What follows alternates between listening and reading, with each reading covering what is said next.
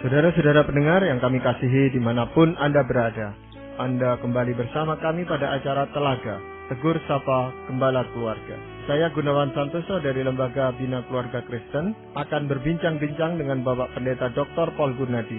Beliau adalah seorang pakar dalam bidang konseling serta dosen di Seminari Alkitab Asia Tenggara, Malang. Perbincangan kami kali ini tentang bencana alam. Kami percaya acara ini pasti bermanfaat bagi kita sekalian. Dan dari studio kami mengucapkan selamat mengikuti. Pak Paul, yang namanya bencana alam memang sesuatu kejadian yang sulit diperkirakan, sekalipun dengan peralatan yang canggih. Tetapi tetap saja ada bencana alam ini yang korbannya juga bisa menimpa kita-kita ini sebagai manusia. Nah, apalagi akhir-akhir ini kita melihat di mana-mana, Pak Paul, bukan hanya di Indonesia, tetapi di seluruh belahan dunia ini, bencana alam terjadi dengan begitu dahsyat, ya. Baik itu gempa bumi, angin tofan, banjir, lalu gelombang tsunami, dan sebagainya, Pak Paul. Nah, ini sebenarnya bagaimana kita harus menyikapinya, Pak Paul? Pertama adalah kita mesti menyadari dampak yang ditimbulkan oleh bencana alam itu pada diri korban. Karena sebetulnya ada hal-hal yang dialami oleh para korban itu, dan dengan kita menyadarinya, kita dapat menolong mereka dengan lebih tepat. Untuk menolong kita melihat reaksi itu, saya akan menggunakan teori yang dipaparkan oleh Elizabeth Kubler-Ross. Beliau biasanya dikenal sebagai pakar dalam hal menghadapi krisis kehilangan. Nah, berdasarkan teori beliau itu, saya akan mencoba untuk meneropong reaksi para korban tatkala menghadapi krisis. Yang pertama adalah pada waktu bencana itu datang, bencana biasanya merenggut kepemilikan kita. Misalkan harta benda kita, rumah, bisa juga merenggut nyawa orang-orang yang kita kasihi dan dekat dengan kita. Nah, reaksi pertama pada waktu terjadi semua itu adalah kita seolah-olah tidak percaya bahwa ini telah terjadi. Kehilangan telah terjadi. Orang yang ada di dekat dengan kita sekarang tidak ada lagi. Kita seolah-olah masih berada di dalam masa transisi antara kenyataan dan mimpi. Kita masih beranggapan bahwa ini adalah mimpi buruk. Bahwa besok setelah saya bangun tidur, saya akan mendapatkan bahwa semuanya masih tetap sama seperti biasa. Nah, inilah tahap yang disebut oleh Kubler-Ross sebagai tahap penyangkalan. Kita masih belum benar-benar bisa mengakui, menerima fakta bahwa ini sungguh-sungguh telah terjadi. Yang telah tiada itu tidak akan kembali lagi. Tapi penyangkalan yang dialami oleh orang yang secara tiba-tiba menderita karena bencana alam itu, Pak Paul, apakah itu bukan salah satu bentuk pertahanan diri orang itu? Betul, Pak Gunawan. Ini adalah reaksi untuk mempersiapkan diri masuk ke dalam kenyataan yang memang sangat-sangat buruk itu. Kita nggak bisa langsung masuk ya, terjun ke dalam kenyataan yang begitu menyakitkan. Kita perlu langkah-langkah transisi untuk memasuki alam kenyataan yang begitu buruk. Maka secara tidak sadar, kita membentuk pertahanan untuk melindungi kita dari keterpukulan yang terlalu dahsyat. Nah, langkah pertama itu adalah yang tadi kita bahas, yakni penyangkalan.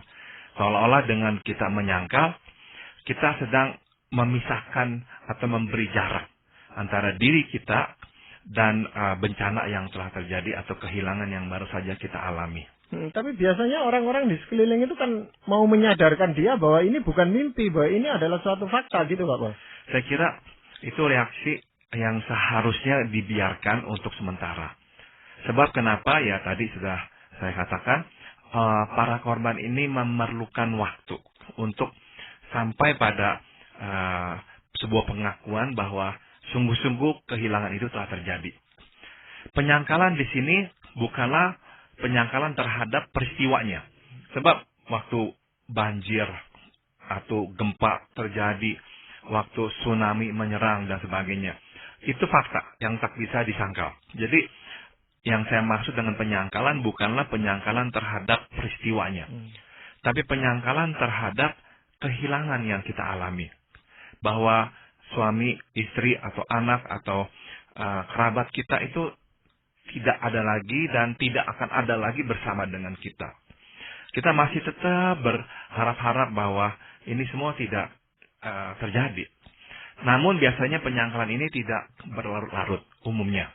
Hanya terjadi mungkin hanya berlangsung sekitar 2-3 hari.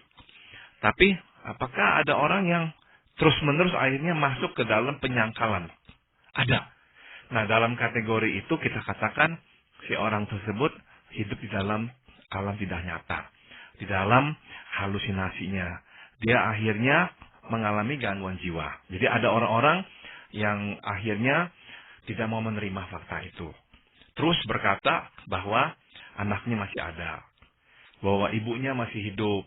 Dan dia akan terus mencarinya. Diajak ngomong orang tidak mau menjawab. Tetap berkata masih ada semuanya, masih ada. Baru saja tadi saya lihat anak saya di sini. Nah, kalau itu sudah terjadi, berarti si korban telah menyeberang dari alam yang nyata ke alam yang tidak nyata, dari alam yang rasional ke alam yang irasional. Berarti memang memasuki gangguan jiwa yang lebih serius. Ya, tapi juga ada sebagian itu yang menggunakan istilah itu berharap gitu Pak Ba. Ya. Dia tidak terlalu yakin karena belum melihat jenazahnya atau apa ya, dan mengatakan, wah suatu saat nanti pasti dia kembali ke sini, mesti nemui saya lagi gitu. Kalau itu tidak apa-apa, sebab saya kira pengharapan itu positif ya, baik, karena pengharapan itu memberikan dia kekuatan untuk bertahan. Mungkin dalam masa-masa mendatang dia akan anjlok, mungkin dia akan putus asa. Nah, pada waktu dia mengalami perasaan yang ambruk itu, dia diingatkan bahwa masih ada anaknya atau ibunya. Nah, dan dia harus tetap bertahan, dia harus mencarinya. Nah, itu akan memberikan dia kekuatan. Jadi pengharapan tidak apa-apa.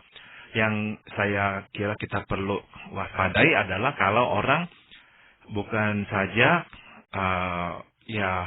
mengatakan bahwa orang ini tidak ada, tapi malahan dia berkata orang ini masih ada dan tadi dia berbicara dengan dia. Nah, itu yang perlu kita waspadai, sebab kalau itu yang terjadi berarti dia memang sudah mengalami gangguan jiwa. Mungkin Pak Gunawan pernah juga mendengar bahwa ada sebagian korban yang seperti itu, yang tidak bisa menerima fakta, akhirnya benar-benar ya memasuki kategori gangguan jiwa. Dia akan bercakap-cakap, ya ditanya bicara dengan siapa, dengan anak saya, padahal tidak ada yang melihat anaknya. Nah, itu adalah ya suatu bukti bahwa daya tahannya tidak lagi sanggup ya menanggung derita ini, akhirnya dia ambruk dan mengalami gangguan jiwa. Ya, jadi reaksi penyangkalan ini sifatnya spontan dari seseorang yang mengalami bencana ke alam itu, Pak. Biasanya itu spontan. Jadi secara alamiah memang selalu akan ada pertanyaan, apakah ini sungguh-sungguh terjadi? Apakah ini bukan mimpi buruk saja? Namun ya biasanya ya hanya berlangsung sekitar 2-3 hari. Setelah itu dia akan menerima fakta bahwa memang tidak ada lagi orang-orang yang dikasihinya itu. Iya, itu juga terjadi dalam diri anak-anak gitu Pak. Korban bencana alam kan bisa orang dewasa, bisa anak-anak. Apakah itu juga terjadi pada diri anak gitu? Sudah tentu kalau anak kita masih sangat kecil ya. Misalnya di bawah usia 5 tahun. Memang anak-anak kecil itu belum juga mempunyai pengertian yang dalam dan yang sangat tepat tentang kematian.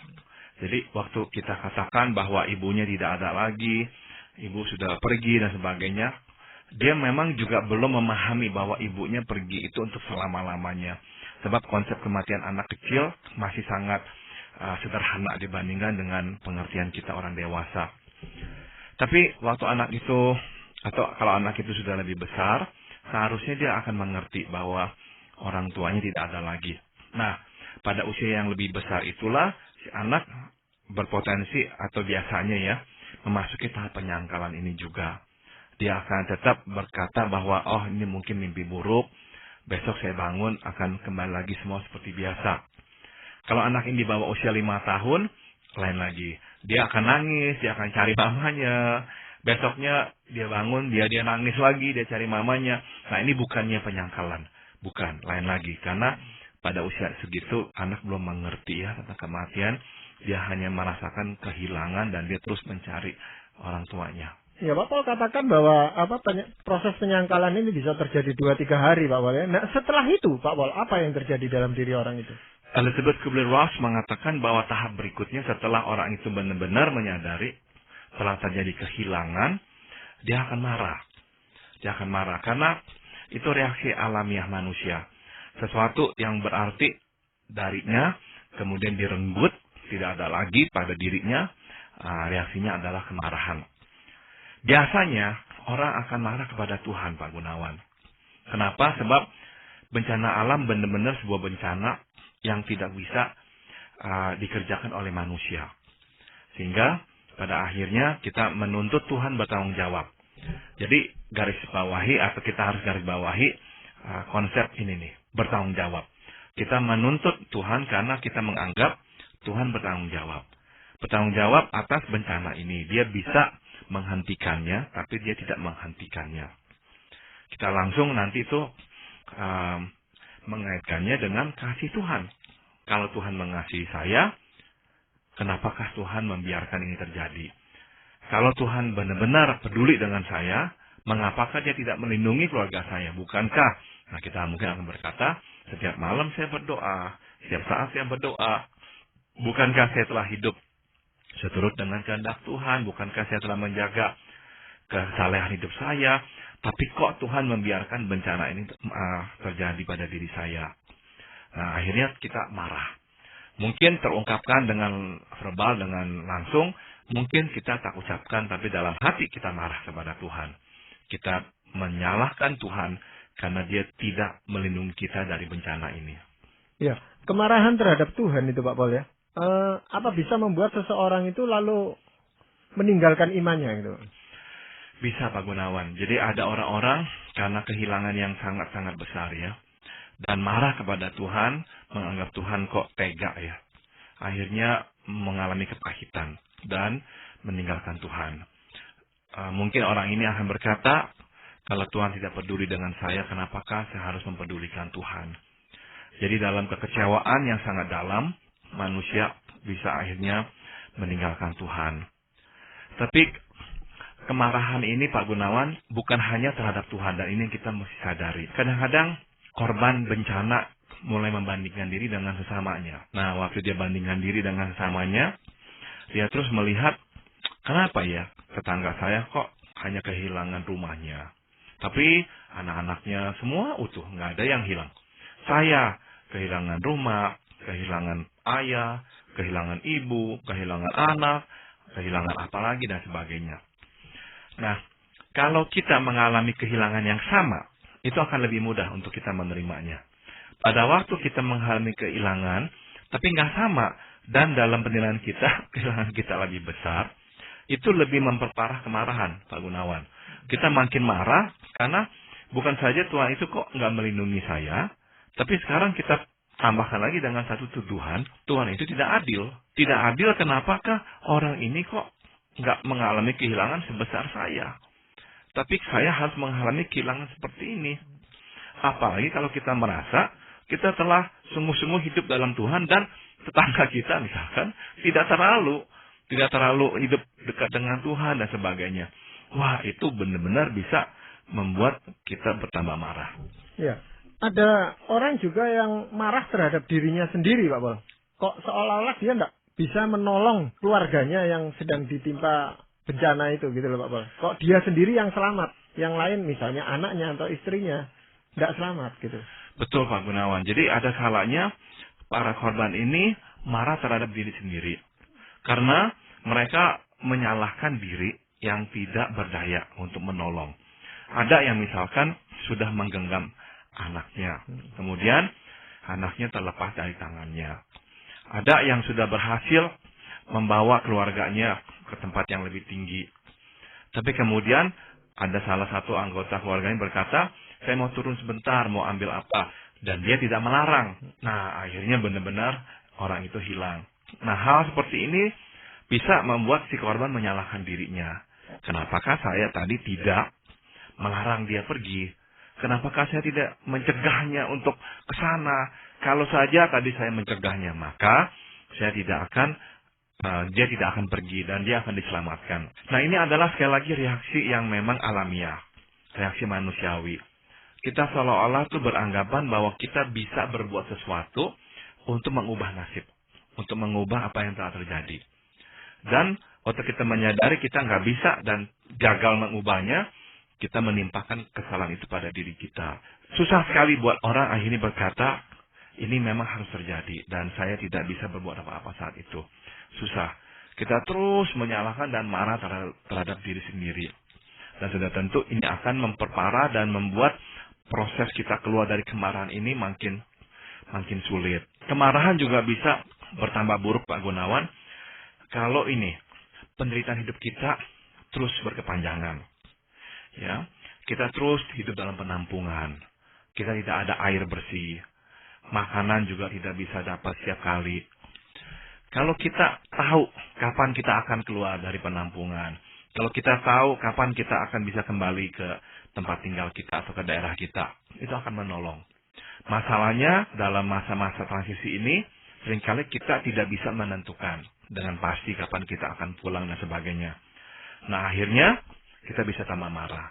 Jadi, penderitaan yang menyusul setelah kehilangan itu berpotensi besar menambah besar kemarahan-kemarahan kita. Kita juga bisa merasa, kok ini nggak benar ini, kok Tuhan kok sudah membiarkan saya kehilangan begini besar, kok sekarang pun dalam penampungan saya harus menderita dan terus-menerus menderita, tidak ada pertolongan. Nah, itu akhirnya menambah buruk kemarahan kita. Iya, dan itu seringkali Pak Paul, karena mereka merasa sama-sama marah di dalam penampungan atau apa, itu mereka bisa menjadi suatu kekuatan yang besar sekali Pak Paul. Betul. Pada saat-saat ini memang kalau kita adalah tim penyelamat, kita adalah penyelenggara, atau kita adalah yang ditugaskan mengurus mereka, ini perlu sekali kesensitifan untuk menolong mereka. Perlu sekali pengertian yang dalam juga untuk menolong mereka. Karena pada fase ini, mereka mudah sekali memang beremosi tinggi. Bisa saling berkelahi, meributkan air misalnya. Ini hak saya, ini saya dulu, kamu kok ngambil apa? Wah, itu suasana bisa sangat-sangat panas sekali. Jadi, hidup bersama dalam penampungan mempunyai efek positif sekaligus negatif, Pak Gunawan. Yang tadi Pak Gunawan munculkan adalah efek negatifnya. Di mana akhirnya kemarahan-kemarahan itu bisa tambah memanaskan situasi. Dan seringkali kita dipengaruhi oleh lingkungan. Kalau 2-3 orang di sekitar kita marah-marah, kita ikut terbawa marah. Sedikit-sedikit kita jadi ikut marah.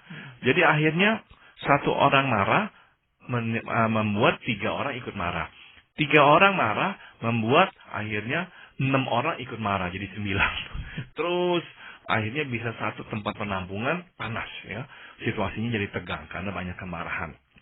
Sekali lagi, kemarahan akhirnya bisa berkembang biak, saling menularkan kemarahan. Tapi kalau dalam penampungan kita bisa menolong dan mengarahkan mereka dengan tepat, memberikan pengertian, perlakuan yang baik kepada mereka semua, itu justru menjadi aset. Mereka bisa saling menopang satu sama lain, sehingga kemarahan bisa justru surut. Nah, itu adalah salah satu efek positifnya. Efek positif yang lain adalah tatkala kita bersama dengan orang-orang yang senasib dengan kita, penderitaan memang akan lebih dapat ditanggung. Kita nggak merasa sendirian bahwa kita hanyalah bagian kecil dari sejumlah orang yang mengalami penderitaan yang sama. Nah, ini akan bisa memberikan kekuatan kepada kita. Ya, tapi biasanya orang yang mengalami bencana seperti itu kan menuntut untuk dikasihi, menuntut untuk diperhatikan gitu. Padahal petugas ini kan jumlahnya sedikit sekali.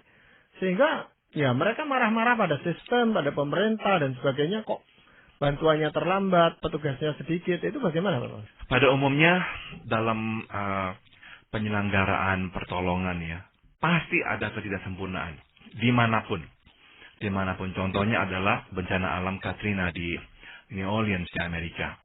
Nah, kita tahu Amerika menolong korban-korban bencana di banyak negara. Nah, waktu terjadi Katrina di New Orleans, itu menimbulkan keluhan dan kritikan yang sangat banyak dari rakyat. Kenapa? Sebab mereka mengatakan lamban. Mengapakah Amerika bisa menolong negara-negara lain dengan lebih cepat. Menolong warganya sendiri lamban. Nah, sudah tentu pihak yang dikritik ya berkata, kami telah melakukan semaksimal mungkin. Ini bencana skala besar, nggak bisa semua ditolong sekaligus, perlu persiapan dan sebagainya. Jadi mereka juga mencoba untuk memberikan penjelasan. Ini bukanlah sesuatu yang mudah dilakukan.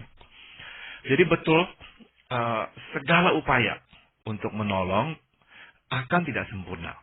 Dan akan berpotensi menyulut kemarahan orang. Apa yang harus dilakukan? Pertama, kita waktu menghadapi mereka, para korban, jangan membenarkan diri. Kita mesti memang memberikan penjelasan-penjelasan, tapi jangan kita membenar-benarkan diri. Itu nggak akan membantu. Itu malah membuat orang tambah marah. Kita katakan, memang ini tidak sempurna, memang yang seharusnya dilakukan tidak dilakukan, yang harusnya sudah datang belum datang, kita akui semua itu. Nah, setelah kita akui, kita nggak membela-bela diri ya, barulah kita katakan, nah tapi sekarang kita di sini bersama. Tidak ada lagi yang bisa kita lakukan selain saling menopang. Daripada saling menuding, daripada saling melampiaskan kemarahan, kita makin menghancurkan diri kita, lebih baik kita saling menopang. Yuk, pikirkan apa yang bisa kita lakukan bersama. Sebab kita harus bertahan, kita harus bisa melewati semua ini bersama-sama. Dan kita tekankan kepada mereka bahwa kekuatan kita terletak pada kebersamaan. Bukan pada tudingan-tudingan. Makin menuding, makin tidak ada kebersamaan. Makin tidak ada kebersamaan, makin tidak ada kekuatan. Jadi kita tekankan bahwa kekuatan ada pada kebersamaan kita. Nah, yuk kita bangkit bersama, kita lewat ini bersama-sama. Iya. Dalam proses marah seperti itu, Pak Wali, janji-janji itu rupanya tidak terlalu banyak gunanya, Pak Wali. Kalau kita mau membuat janji, yakinlah itu janji yang akan dapat dipenuhi. Jangan sampai kita akhirnya membuat janji-janji yang tidak dapat dipenuhi. Itu akan tambah menyulut kemarahan. Karena orang akan berkata ini janji kosong. Dan satu kali janji tidak dapat dipenuhi, itu akan menurunkan kredibilitas. Sewaktu janji akan diberikan kedua kalinya. Waktu janji diberikan kedua kalinya, kepercayaan orang sudah hampir hilang. Apalagi kalau terulang lagi dan terulang lagi. Nah, sewaktu tidak ada lagi kepercayaan, berarti kerjasama sudah tidak ada lagi. Nah, ini akan susah. Karena apa? Kalau tidak ada lagi kerjasama, akibat tidak adanya kepercayaan, berarti kita susah mengatur mereka. Sedangkan kita tahu, dalam masa transisi seperti ini, perlu pengaturan. Kalau tidak ada keteraturan, akan muncul anarki, kekacauan. Maka, perlu keteraturan. Nah, makanya penting sekali pihak penyelamat harus bisa ya menepati janji. Kalau nggak bisa menepati, jangan berjanji. Iya. Dan orang yang sedang marah ini cenderung menginginkan pihak lain itu mengalami seperti dia gitu Pak Wal. Misalnya saja ya habis kehilangan harta bendanya, ya dia ingin juga orang lain itu kehilangan harta bendanya seperti dia itu Pak Wal. Betul, maka perlu peka ya bagi para pihak penyelamat untuk tidak memberikan kesan terlalu berbeda dengan para korban. Ya, dalam cara berpakaian, cara hidup ya.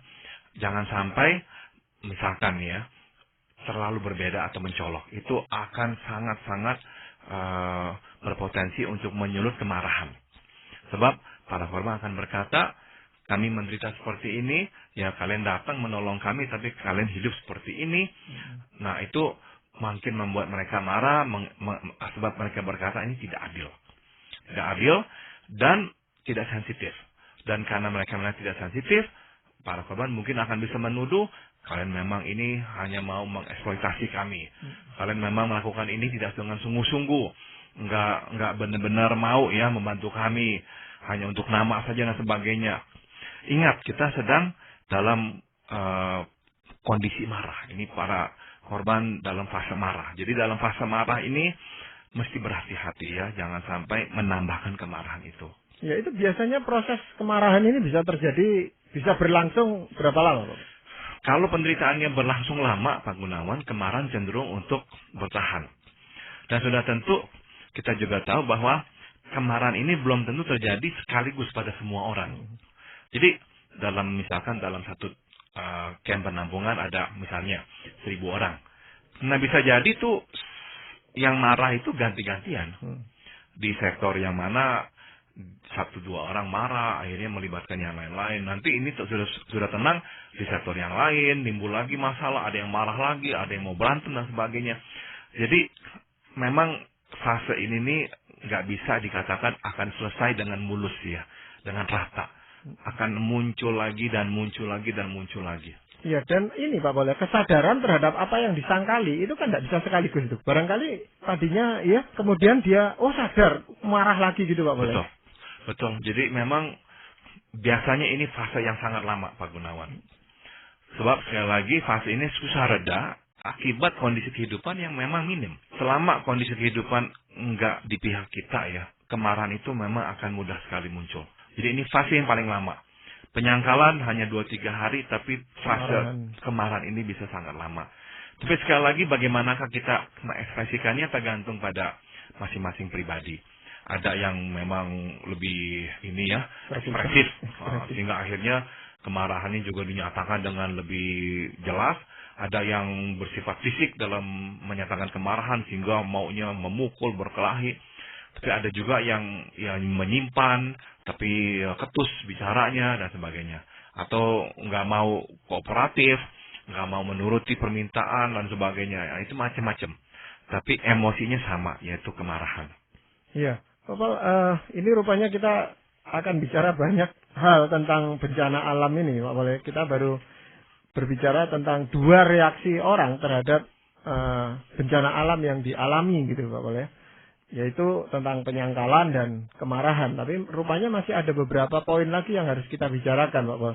Betul, dan waktu kita terbatas sekali, sehingga rupanya kita harus melanjutkan perbincangan ini pada kesempatan yang akan datang, Pak Pol. Betul. Tapi sekali lagi banyak terima kasih karena perbincangan ini akan menolong banyak orang yang pada saat ini mengalami banyak penderitaan akibat bencana alam. Tentu sesuatu yang tidak dikehendaki. Ya. Dan sekali lagi terima kasih Pak Pol untuk perbincangan ini. Para pendengar sekalian, kami juga mengucapkan banyak terima kasih Anda telah mengikuti perbincangan kami dengan Bapak Pendeta Dr. Paul Gunadi dalam acara